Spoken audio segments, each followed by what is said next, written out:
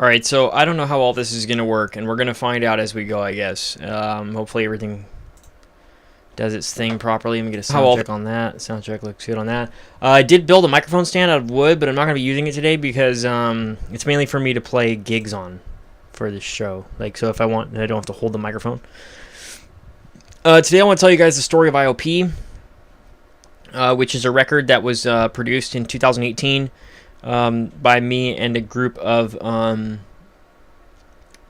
rascals in a shadowy garage in Mission Viejo one spring. The story of this really starts at West Coast Center of Recovery. It's a detox residential drug treatment program where basically I was sent in the aftermath of my 2017 arrest. The house where... So I lived in a house called Del Sol, and there was a bunch of really old guys there. They were all like 60 or 70 years old, and I just really didn't... I don't know, it wasn't great for morale, so... And at this time I was 21 and very lively and definitely not ready to give up the lifestyle that I had been ripped out of. I said this over to live chat. And so one day while at Del Sol, the program, now there's two programs that were linked to each other, but for all intents and purposes it's the same program. The detox res was called Mountainside, and the PHP IOP was called West Coast Center for Recovery, and they were basically the same. Things worked differently back then, so they were like linked to be the same program basically. And everybody that went through WCCR went through Mountainside. So as a client at Mountainside in the Del Sol house, and I don't know if any of these I don't think these programs exist anymore. As a client at the Del Sol house, they brought us to the clinical center, which was in maybe like Lake Elsinore or somewhere, just kind of a crummy hellhole. And while I was there was a very lively character named Bradley Marks. And Brad Marks was from New York, and he went to culinary school in Italy, and if you talked to him for more than 5 minutes, you would know that he went to culinary school in Italy because he couldn't stop telling everyone about it. And we got to the center there, and they had to take our vitals and like do all this. I don't know what they were doing. I don't even remember. It's been so long. This is summer of 2017. And Brad and I like hit it off right away. We were having a lot of fun at the medical checkup. We were like trolling and messing around, running around, just being wily. And yeah, the houses didn't have a lot of like snacks and stuff, that, or at least not the kind we wanted. So we went into the detox and we raided all of their like granola bars and cookies and stuff. And we were just having a blast, good old time. And Brad told me, why don't you move over to my house? It's a lot more fun over there, and everybody's your age. And he was at the Sycamore Springs house. And the Sycamore Springs house was up in the hills of Hemet. I think. It was just out there, like in the middle of fucking nowhere. It actually must have been Hemet, man. But it was such a nice house, and it was like, they would take us in a van to go places, and when we would leave that house, it would take like 30 to 45 minutes just to get to the main highway that took us to the center, which was in Hemet, or something like that. I don't remember exactly the nature of... Maybe we did our groups at the house, I don't know for sure, but we were out in the middle of fucking nowhere. So fast forwarding to late 2017, basically late 2017, I had ended up going back out, and I lived in Aliso Viejo, and I was getting loaded for a little while, and then that all came crashing down. And so I had to go back into treatment, and I went into a place called Reflections. And at Reflections, by the time that I got there, it must have been January 2018. And this is where the story of this album begins, because there was a guy living at that house in Mission Viejo, where the sober living was, named Fred. And Fred was a chef or a cook at the Westin Hotel in Irvine. And he was an old-timer. He was probably like in his 50s or so. And he was considered like a model client in the house. Like the person, like he's the guy in the house that the house manager would put in charge if he had to, kind of a thing. He was top guy. So when I got to that house, the house manager, Bobby Silva, said, here's what we're going to do. And he called me Baloney Kid because I would eat bologna sandwiches a lot. He said, Baloney Kid, I'm going to put you in the room with Fred. And this is a major thing. Like, you're in the room with Fred. That means you have to be top of your game. Everything, like, you have to really be a model client, because Fred is not going to put up with craziness. And so I was okay. So I got into Fred's room, and every time I had ever been in, it wasn't many times. I had only been in, one sober living, in a residential house, a couple of different residential houses, that kind of thing before.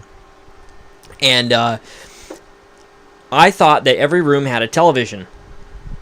So Fred was at work, and it was, the next day I don't know if it was a weekend or something like that.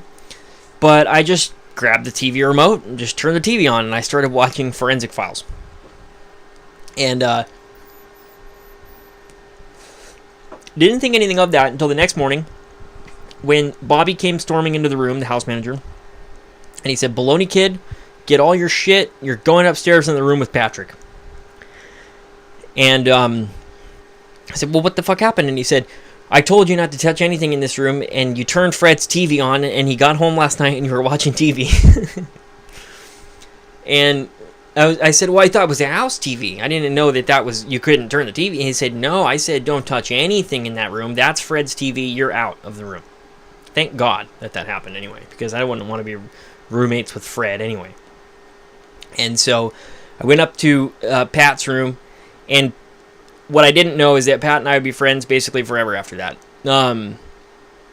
It's only because he's moved away that we're not in daily contact anymore. But we lived together for years after that in various treatment centers and things. And anytime Pat Reno was somewhere and I got there and Pat Reno was there, it was a big celebration moment. We smoked a lot of weed together, and we played music together and everything. And Pat didn't play any instruments, but he would drum. Here's a picture of him. It's gonna take a second to do some of this stuff, but because we're gonna segue into this record and talk about it as it goes, here's a picture of Pat Reno and I. And then it's actually during the writing of this song. So let's see. Pat Reno. I don't care. You can't put me in your video. Oh, God. Yes, he won't care. He loves being in my videos. We do streams together. So this is me and Pat Reno.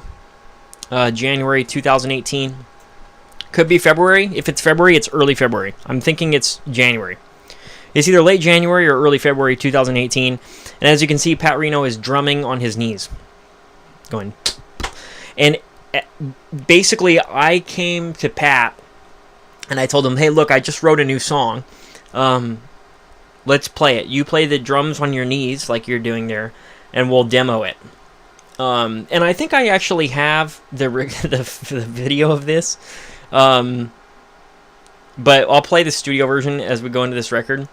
And then we'll go from there. But I wrote this song, and here you go. I don't know if this is going to work. Let's try to see what happens. Window capture. IOP.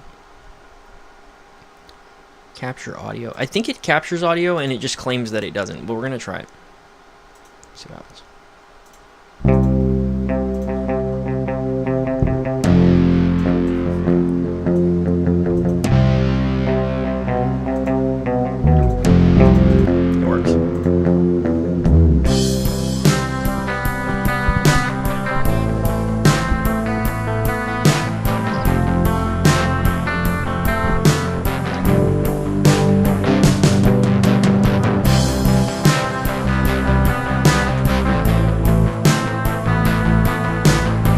meant to sound really dramatic and emotional. I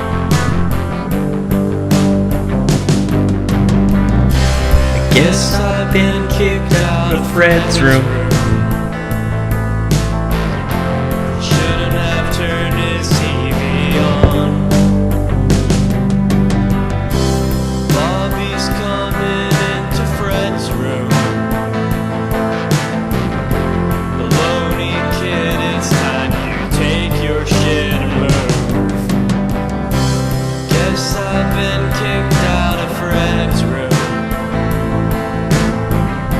Shouldn't have turned his TV on. Guess I've been kicked out of Fred's room. Shouldn't have turned his TV on.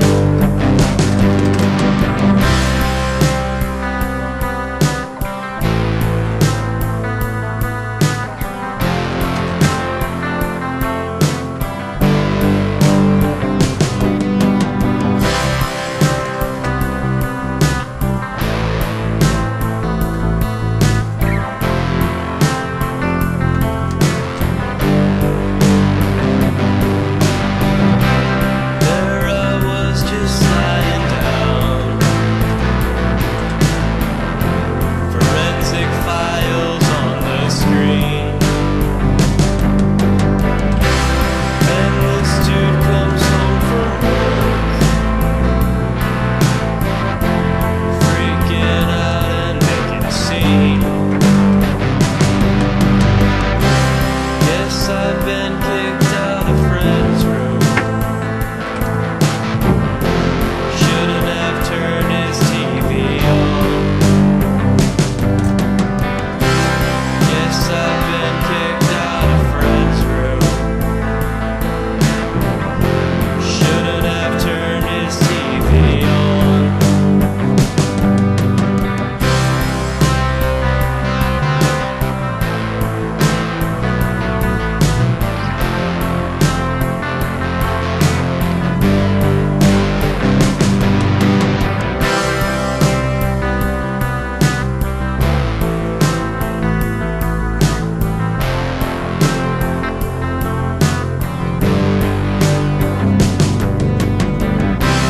Things are better off this way.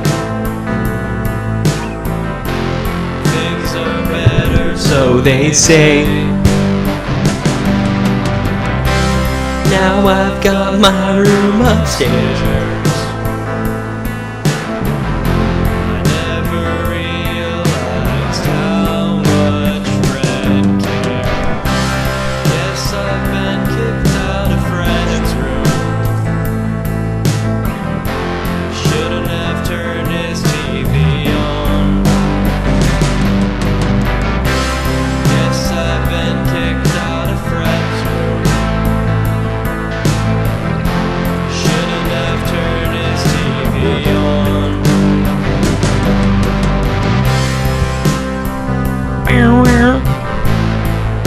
You can hear it. Anyway.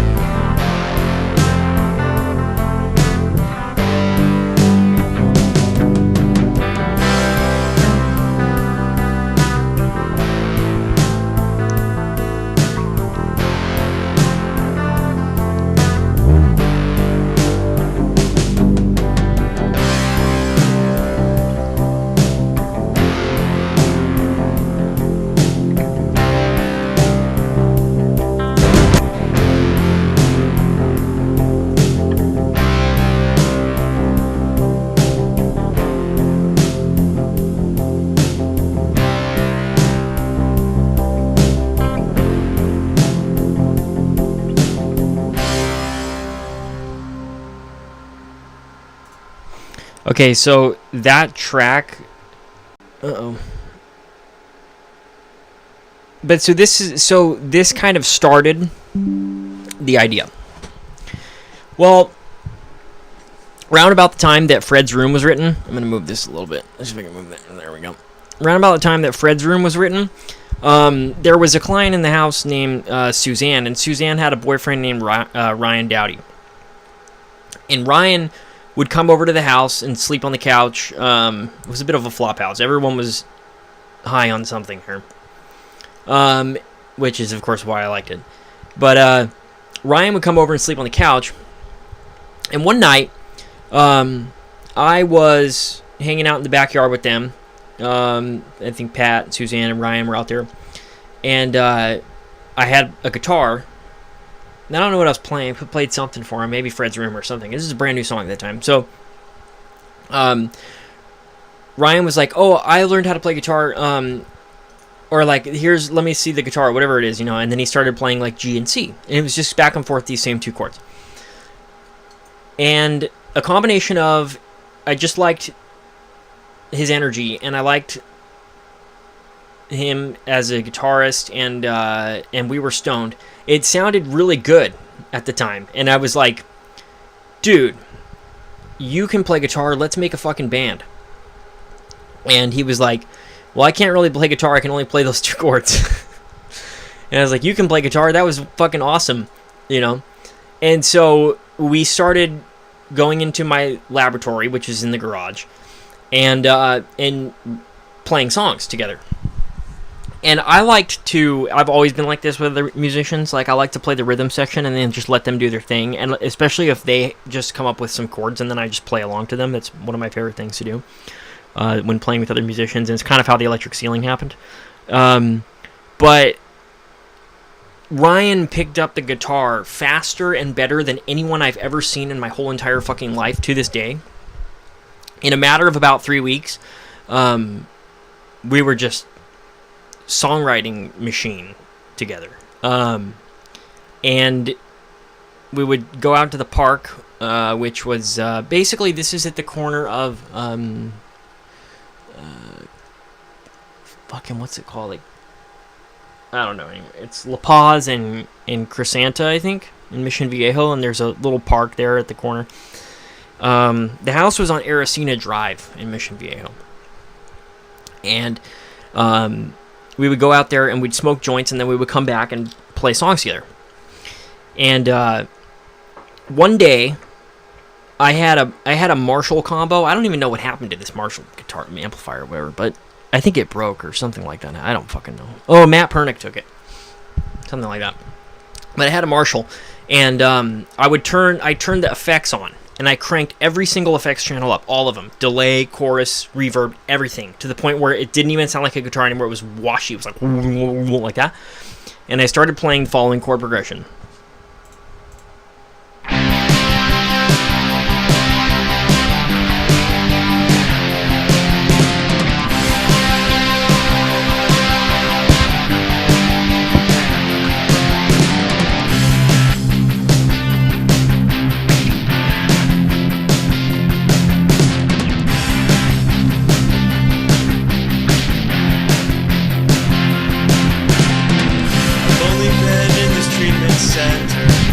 For about an hour and a half.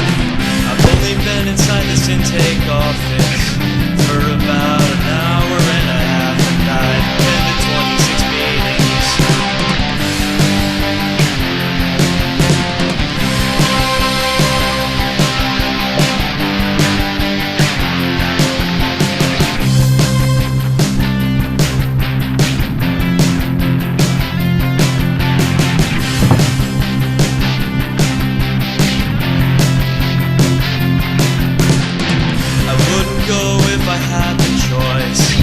Can't get a chip for 2 hours. Just that they've made me go, and old timers look at me like they don't know that I've been to 33 meetings.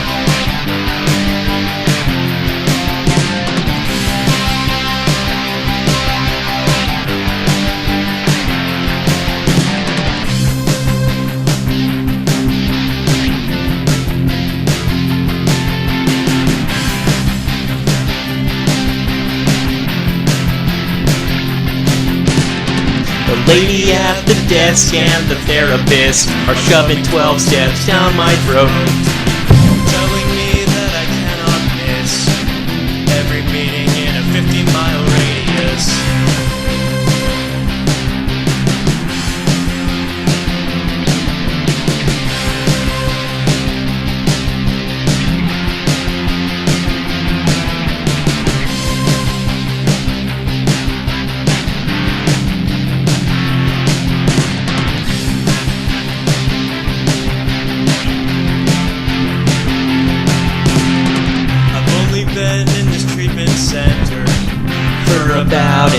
hour and a half.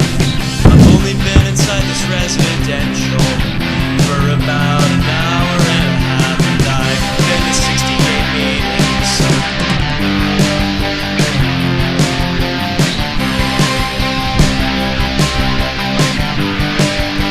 Man, it's fucking gotten old.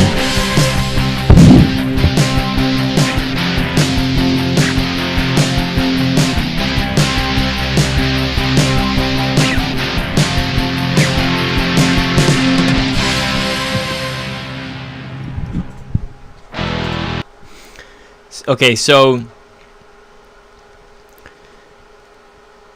I mean, that speaks for itself as to exactly where my headspace was at that time. But there's a brightness in this record that I can hear. Like, not to mention the whole complete imitation of Ian Curtis. This song is called AMA. AMA means against medical advice. And it means when you leave somewhere before you're supposed to.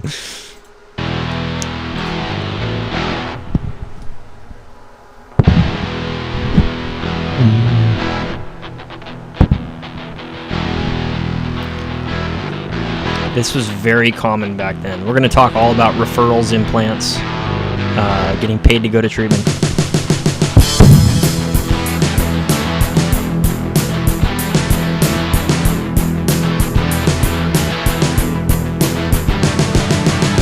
Going far on an airplane ride.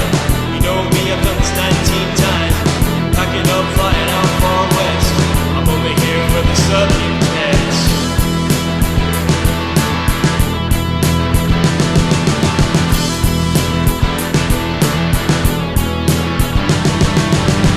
Here they are at the TSA. Time to put my points away. Go down to the airport back. Hit my name till I reach the moon.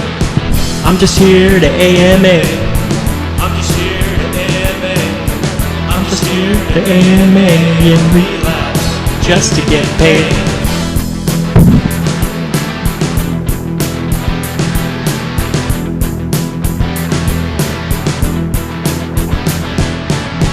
Call my friend with your insurance card. He'll make sure that you're paid pretty large. Pack your things and you'll fly out west. Here's a script for Subutex. I'm just here to AMA. I'm just here to AMA. I'm just here to AMA and relapse just to get paid.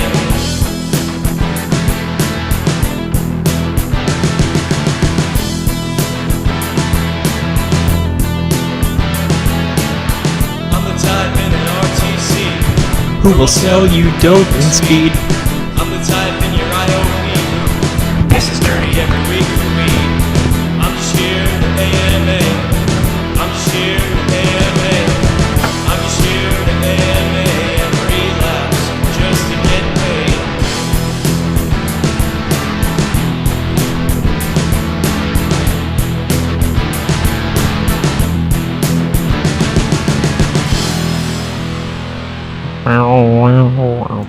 It was a very different time back then. The feds came in, the task force, they had a task force for this.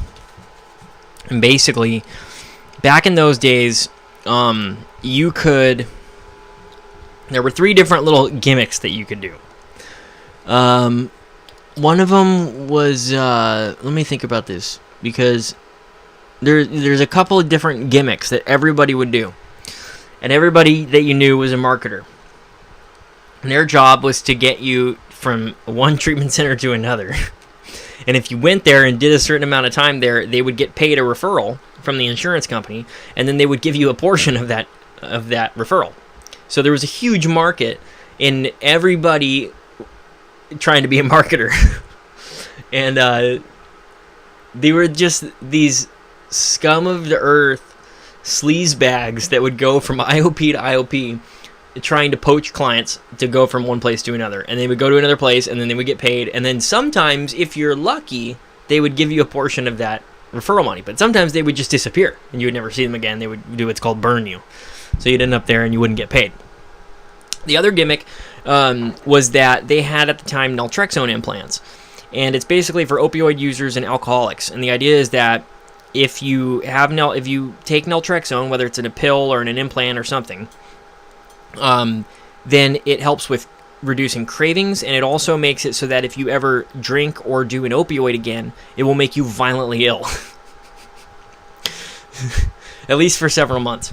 I don't remember how long they last, these things. It was like every 6 months or something. So there was a couple different things you could do. You could either go, or what you would have to do, you'd have to go to a consultation, which was in Hollywood. And I went to a consultation for this. And they would basically ask you questions about your substance use history, and then they would give you some pills, and then naltrexone pills. You take them, and as long as you don't have an allergic reaction to it, then they would put an implant for naltrexone under your skin. And the insurance company would, again, pay marketers to get clients to get the implant. So everybody and anybody at that time was getting the implant, and then the referral marketer, or the marketer for the referral, would get a portion of the money from the insurance company, and then they would break the client off, and then the client would get paid to get the implant. So you're going to hear some recurring themes about referrals and getting paid to go to these places throughout this album. And it was like that back then. Now, this was 7 years ago, so the entire industry has completely changed. The government has cracked down because people were dying from this shit. There was so much money in going into a detox back then that people were constantly using and ending up places to get paid, and then they would get paid, and then they would go buy drugs, and they would do it over and over again. Same with the implant, and all that stuff. And so tons of people died. And back then it was heroin. There was not this whole fentanyl thing that's come up in the last, I don't know, 3 years or so. It's basically been in the last 3 to 4 years that fentanyl has really taken off. But back then it was still black tar heroin. So if it had been fentanyl like it is now, at the time of this going on, everybody would be dead. But a lot of people died. You know, I had a lot of friends that kept doing this shit, and then they would get paid, and then they would just die. So now the next track here is about how everybody who comes into these places is a drug kingpin, according to their words.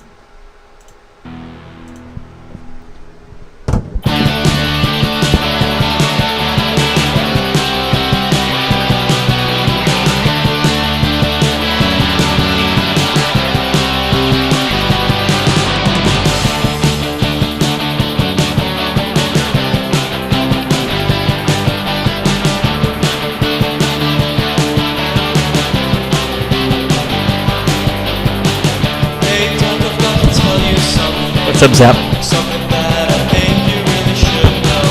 I'm a thug and narcotics dealer. selling dope or speeding low.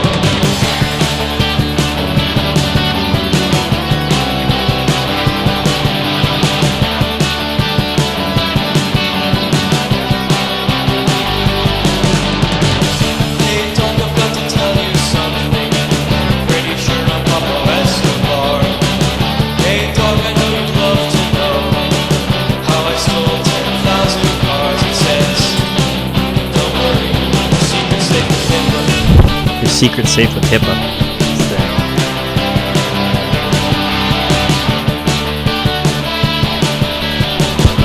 It's Health Insurance Protection Privacy Act or something? Hey, dog, I've got to tell you something. How I killed a baby last month. Little focus on my whole supply.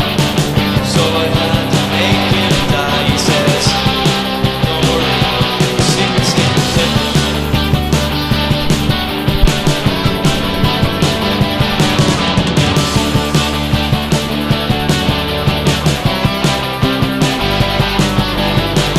Hey, dog, I've got to tell you something. I'm a kingpin like every other client here. Sent away on my mom's insurance. Craving bad, my neck's full of clear, he says. Don't worry, we'll let you smoke with HIPAA.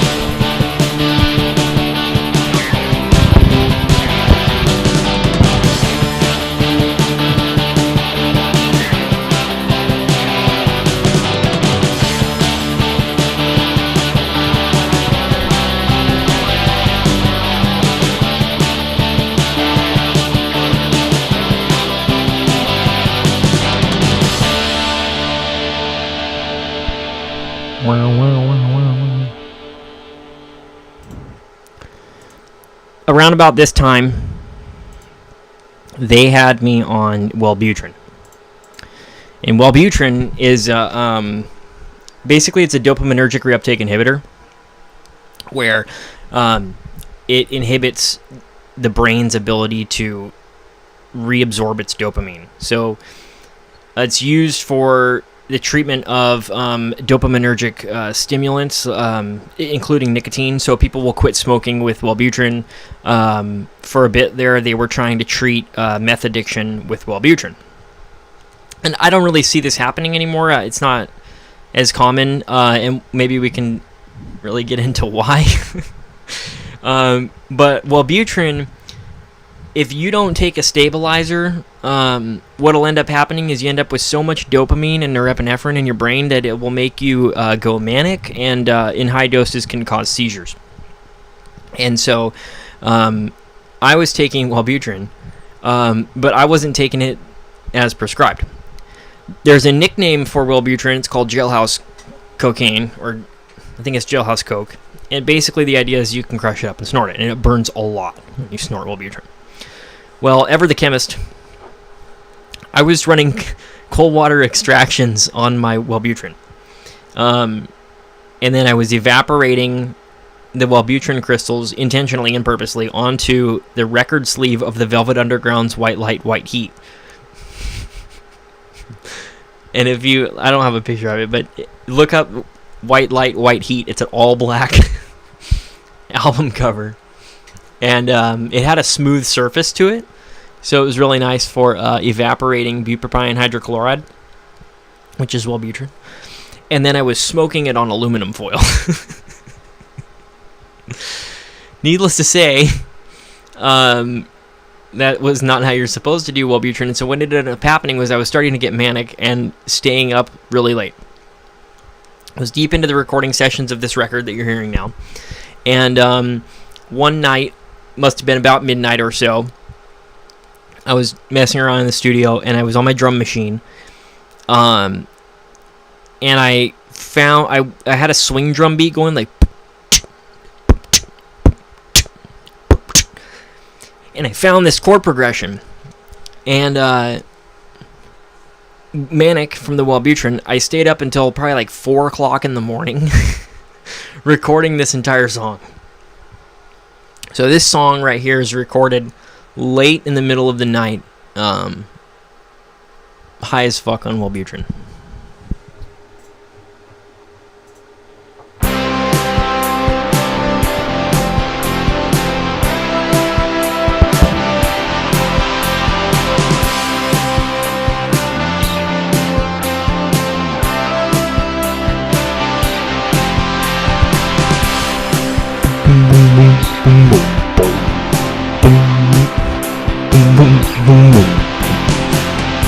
Coming up on 30 days, I know the ways to get paid.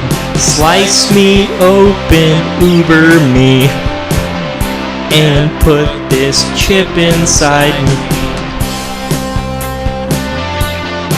It's probably a fair song on the album.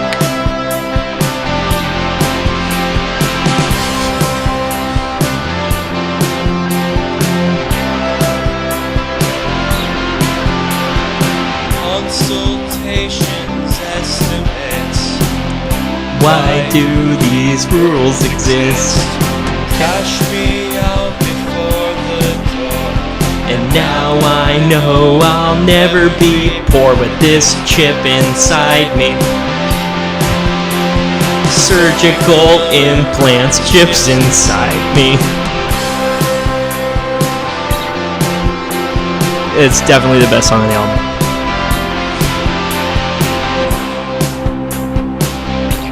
Fucking completely insane.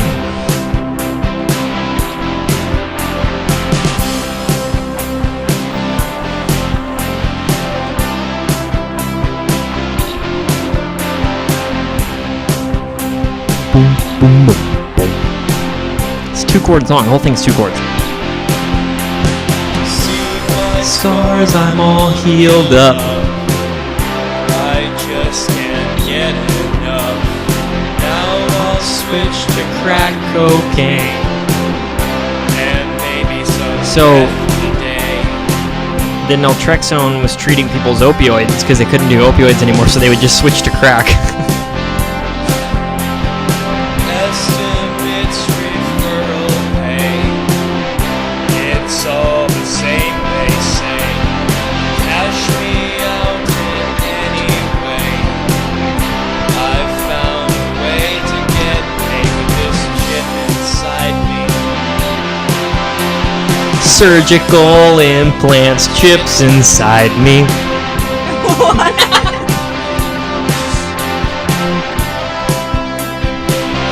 inside me. Surgical implants, chips inside. Yeah. 2 more days, day and a half. Surgical Implants, chips inside me.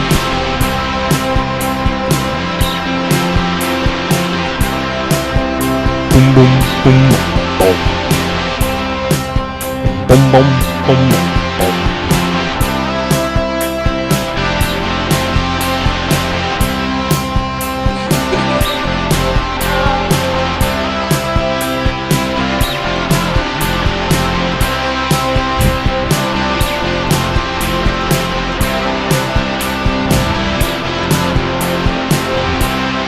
Oh, because it's the layer on top of the layer.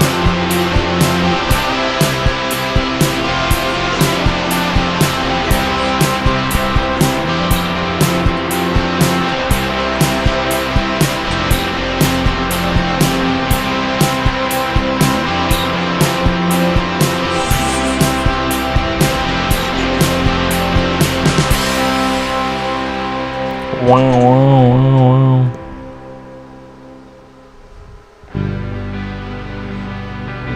It's a bonus track. Doesn't really count. It's not really on the record.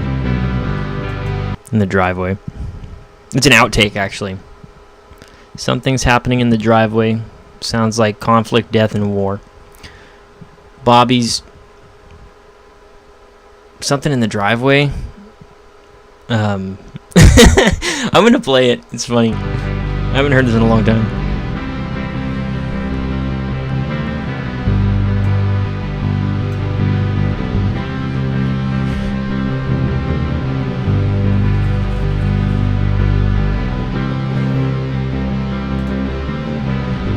Something's happening in the driveway. You can. It's all scratched. Sounds like conflict. Sounds like conflict, death, and war. Bobby shouting at the neighbors. Oh, Bobby's. I'm going to smash your head in. You son of a bitch. Okay, so I remember what that was all about. I don't know anymore what I would call it. I know it is hard, huh, Zap? That drugs make the best music. I agree with that. And then, well...